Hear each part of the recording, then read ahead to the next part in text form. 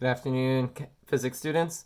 Today we're going to be revisiting a topic we had talked about earlier in the semester, velocity. Specifically, we're going to use velocity to help us figure out how quickly the tennis balls that we were recording and graphing in the earlier lessons, what the velocity of that ball was moving down the hallway.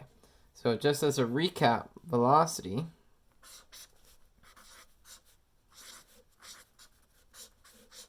is the speed plus direction something is moving in. Okay?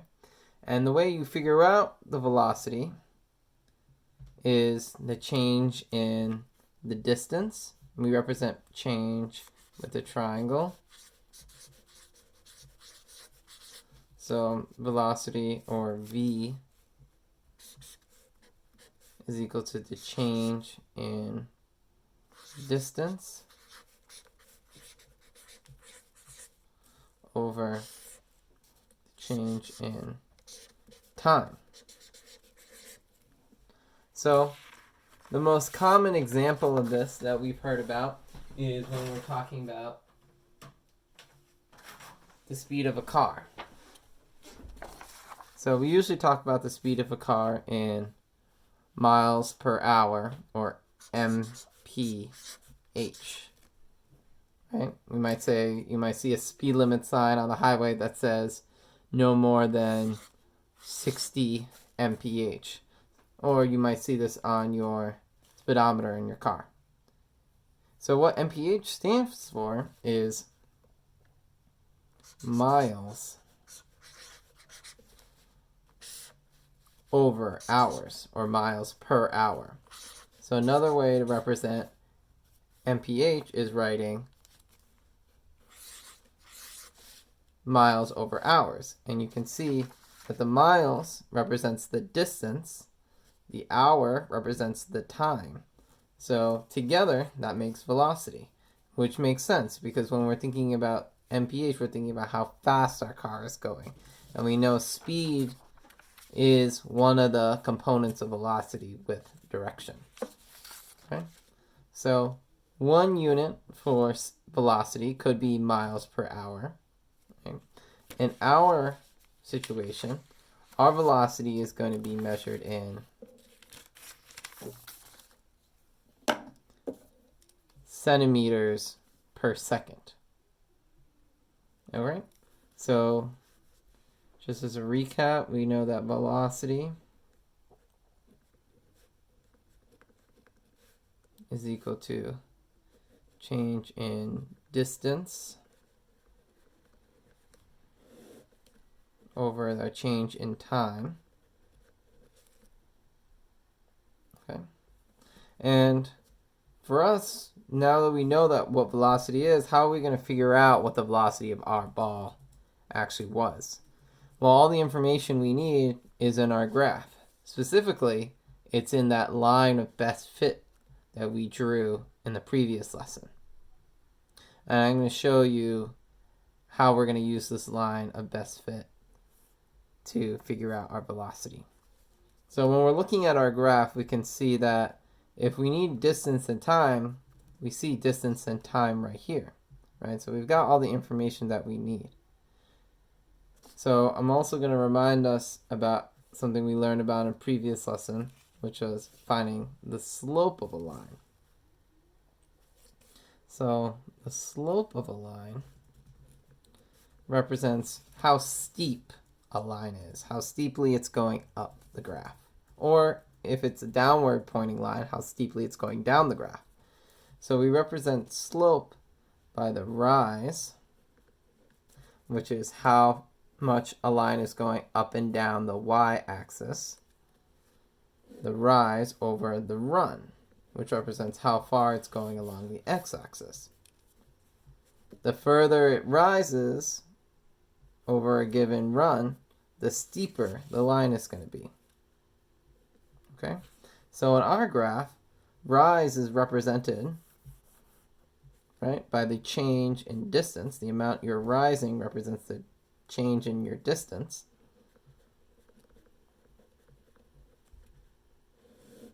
And your run is, the amount you run is your change in time.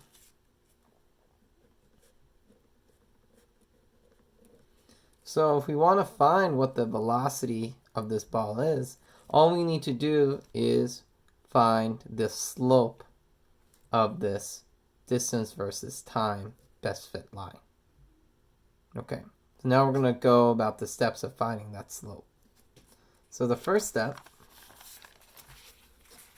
is identifying 2 points on the line. Remember, these don't have to be points from your data.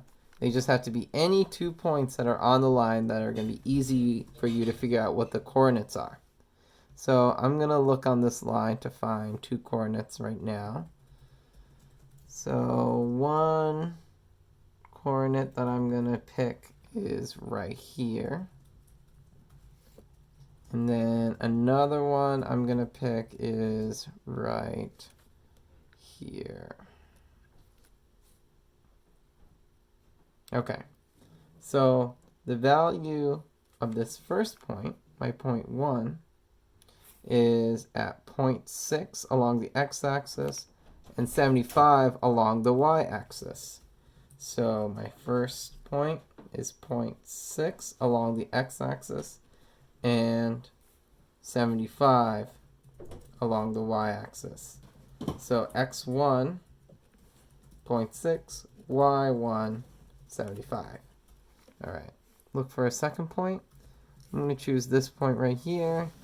That's at 1.1 along the x-axis and 135 along the y-axis. So x2 is 1.1, y2 is 135. Okay, so we've got our 2 points. Now we need to find the difference in our rise and our run. So we're going to use the formula. I'm just putting this here to remind us what we're doing. We're finding the rise and the run. We're going to use the formula y2 minus y1 over x2 over x1. x2 minus x1. So what that's doing is, this is going to find the difference in our y values. That'll give us the run, or sorry, the rise. And then we're going to find the difference in our x values, which is going to give us our run. Okay. So our y values are 135 and 75.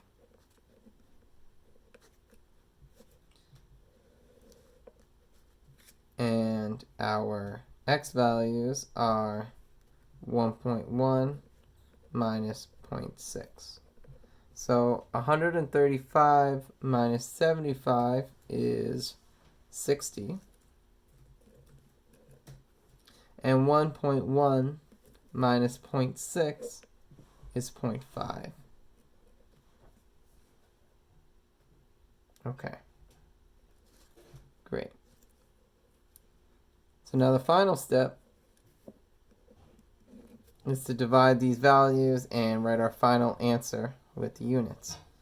So we know our slope is equal to our velocity from what we talked about before. Velocity is going to be the slope of this line because both of these are represented by change in distance over change in time. So our rise over run, which gives us our slope, was 60 divided by 0.5. 60 divided by 0.5 is 120. So we need the units now. So remember that the units for velocity should be units of distance and then over units of time. So the units for distance in our graph was centimeters over seconds. So that means the final answer for the velocity of this tennis ball should be 120 centimeters per second. Okay, so now you're going to do this for your graph. Remember, you're going to be using the graph that you created in the previous lesson. After you drew your line of best fit, you're going to be using the data that you found from the 3 trials of the tennis ball moving down the hallway, those 3 videos. So if you don't have that data yet, look back at the previous 2 lessons so you can get your data, make your graph, and then calculate the actual speed of the tennis ball. All right, thank you.